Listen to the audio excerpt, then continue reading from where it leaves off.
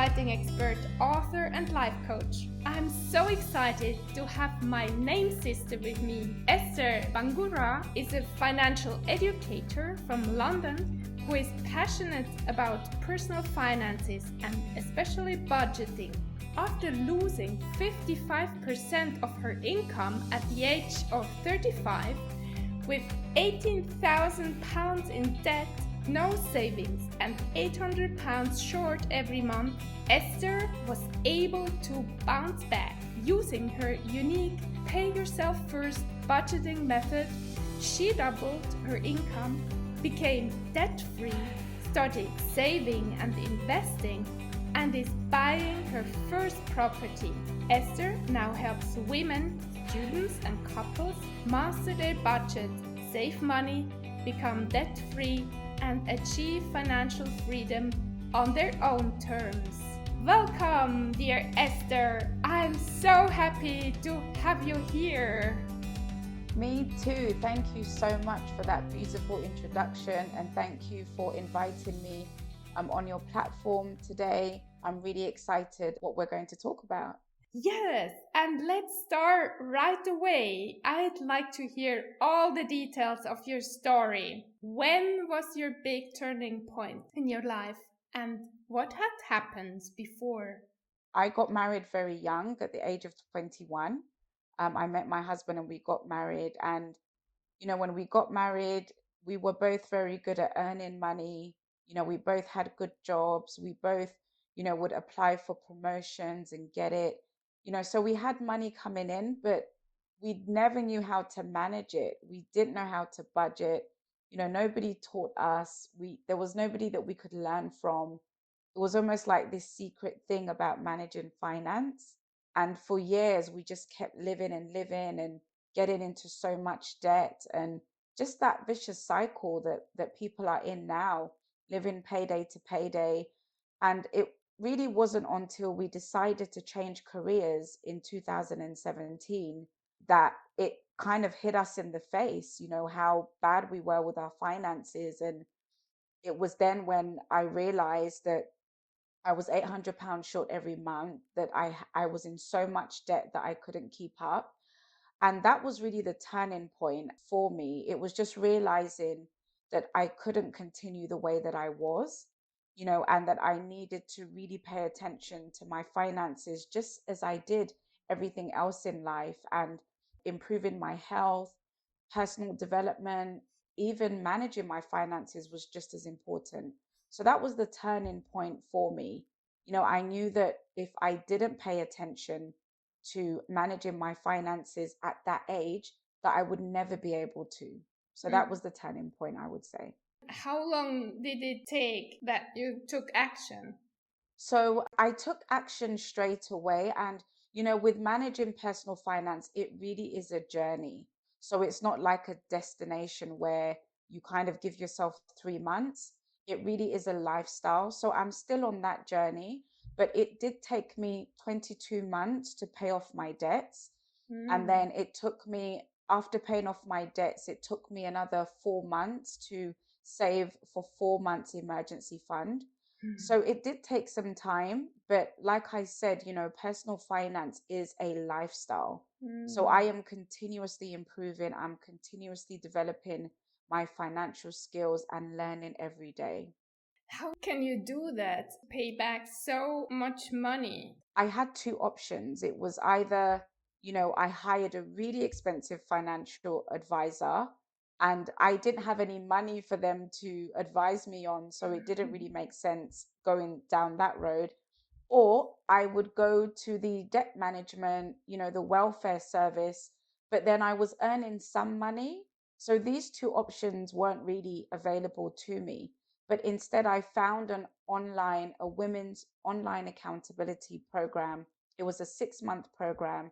And can you believe it, Esther? I had to pay, £15, which is about $20 to be on this program. But I didn't have any money. I was already £800 short. Yeah. So for me, the first decision I had to make is whether or not I was willing to make this investment in myself, to learn the skills that I needed in order to be where I needed to be. And so I decided that although I didn't have the money, that I wasn't able to learn this on my own. So I signed up to the program, and I committed to it for 6 months. I did Hmm. all the challenges. I read all the books they suggested. I attended all the meetings. And as you can imagine, with the time difference, some of these meetings were 12 o'clock midnight, 1 o'clock midnight. Sometimes it was during my lunch hour. And I really took it serious and I took Hmm. all the actions. And by budgeting, tracking where my money was going. And I think the main thing was me learning about who I was with my money, really discovering, my money mindset, my money values, the ideologies that I grew up with, what I saw my parents do with money, and, how society has taught me to be with money. I would say that was what brought the transformation. When it comes to finances, it really is, 80% is your mindset and 20% is about the numbers. And Hmm. so I didn't only just focus on, the physical aspect of money, but I spent a lot of time understanding who I was. And that's what gave me the biggest breakthrough. Hmm. Who were you before, Esther? Before this breakthrough? So I was the kind of Esther that loved to give, right? I love to give. I was a people pleaser, and I was the kind of Esther that would make decisions not based on putting herself first, but how she can make everyone else happy. And Hmm. what would happen is, because I sacrificed myself so much, that in the end I would help other people, but I would then resent the help that I gave. And I would be angry with myself Hmm. because most of the time, I would even give my rent money to somebody if they needed it. And I didn't know how to have the balance. I felt that for me to help others, I always had to sacrifice myself. And the new Esther has learned, I can have both and I don't have to sacrifice myself. I can give, but also take care of myself and also put my needs first. And so that was the journey that I had to go on, is creating healthy money boundaries for myself where I could still give, but it doesn't mean that I have to give and put myself at risk of losing my home, Hmm. because I've given somebody my rent money. And then now I have to think, oh my goodness, how am I going to pay my rent? You're so sweet. So you weren't the one who was spending money on clothes or vacation or so. So you were mostly of the time you were giving your money away. Yes, let me say about 60% of my income was helping other people. And even when my husband met me, he just wouldn't understand, like if somebody visited and we had the last of something, I would give it away. And I remember one of the first lessons I learned, being married, is that I had to kind of, just because I wanted to give something away doesn't mean that he did. And so he made me start to learn, just because I want to give it away doesn't mean everybody else did. So I had to accept that and kind of consult with him to say, hey, I'd love to give this away. And he made me realize, that I had a problem. Where does it come from? How did your parents consider money? Were they spenders, savers, avoiders? So I would say that, my mum, who I grew up with, my mum's a big giver. Similar, I think I got it from her. She would give her last away. She is such a helpful person. She will help everybody. And I saw her, sacrifice herself in order to help other people. So I think I definitely got that just from seeing how she was and how she managed finances. And I guess I realized, at the age of 35, I realized that I could no longer blame her, or I could no longer use the excuse that, oh, this is what my childhood was. Because at the age of 35, I was making decisions on my own. I was an adult. I could do what I wanted to do. And I realized, actually, I need to change this. I can no longer use the excuse that I saw this during my childhood, because I'm an adult. I can decide that I no longer want to manage my finances this way. and learn the skills that I needed to learn and develop myself, in order to do better. How about your father? So my father, him and my mum broke up when I was 5. So I never really grew up. I never really got to see how my dad was with finances. But I know that he made some good money decisions that did help the family. But he didn't make a lot of money, good decisions as well, that kind of led him to live in poverty for a good number of years. But interestingly, my mum shared a story with me, that when she got married to my father, and I never got to experience this because I was very young, but when she married my father, my mum would give everything away, and my father would say, no, look, you know okay, I'm gonna buy you a box of sugar. Back then they used sugar cubes. You would buy the box and they were in cubes. And my dad said to my mum, I want you to count the cubes. There are 100 cubes in this packet. And so if you and I are drinking tea every day, we're going to have 1 cube each. That means that you're going to have 40 cubes left. And these 40 cubes you can give to your family. And I was like, wow, that's really interesting. My father knew how to manage and how Mm-hmm. to plan ahead and make sure that his family, were provided for, but he could also provide to other families. And, when she shared that with me, I felt sad because I feel like I missed out on learning, certain principles from him. Mm. So I didn't learn much from my father myself, but I've learned just from the stories that my mother has shared, that I could have probably learned a great deal. And now you learned how to budget. Do you have these charts or how do you do it? I learned from other financial experts. I learned from reading books as well. Nowadays, there's so much information online. So I leverage that.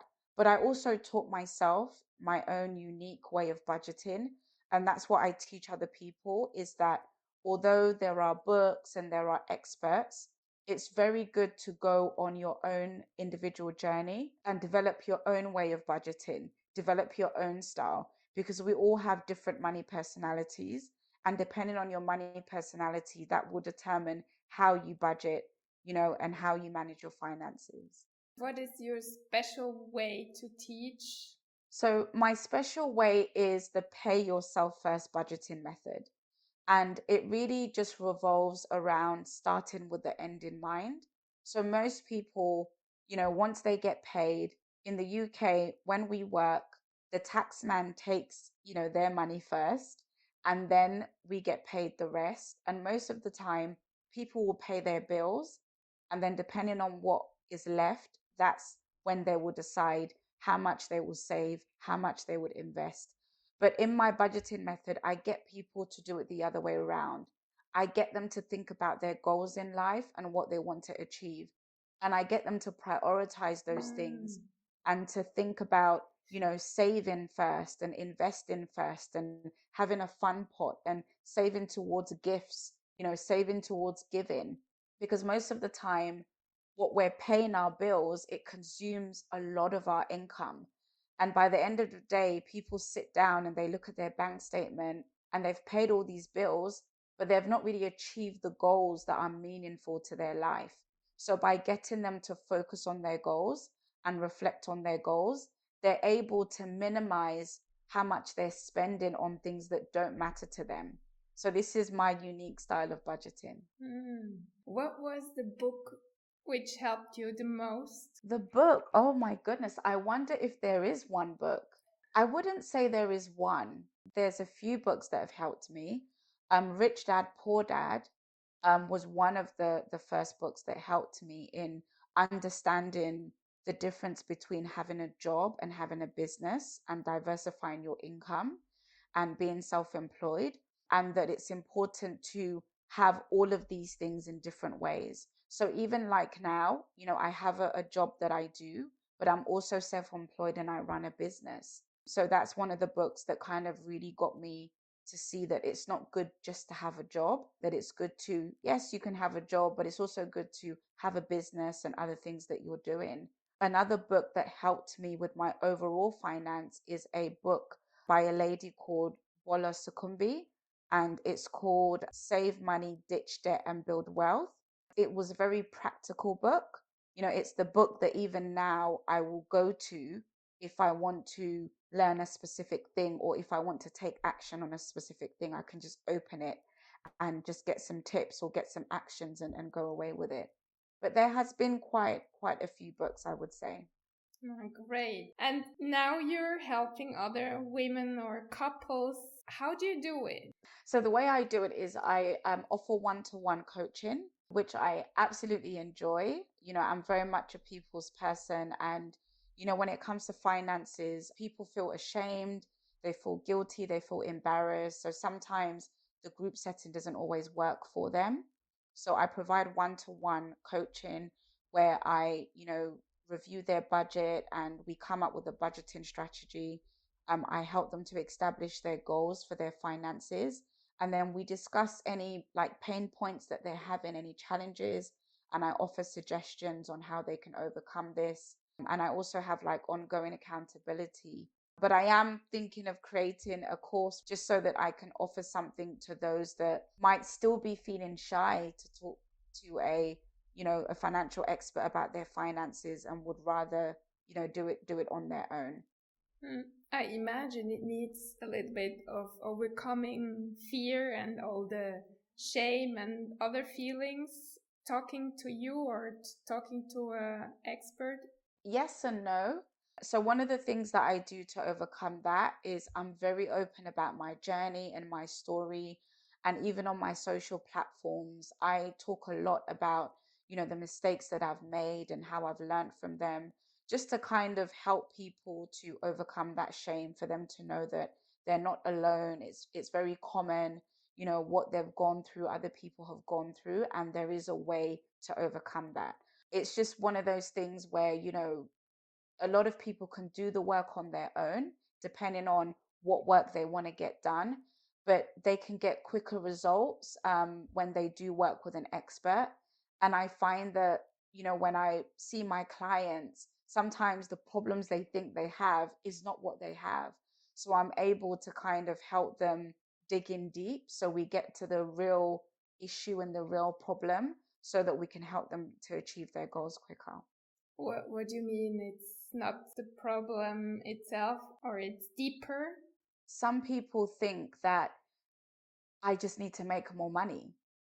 They Mm. think that the reason why my finances is the way it is, the reason why I'm struggling, and is because I'm not earning enough, and I need to just go to school to get a higher paying job. I need to apply for a promotion, or I need to get a second job. They just think having more money will solve the problem, when really it's not having more money, but it's their mindset about money. It's them sort of believing that they are good enough to have money and to look after it and to manage it well.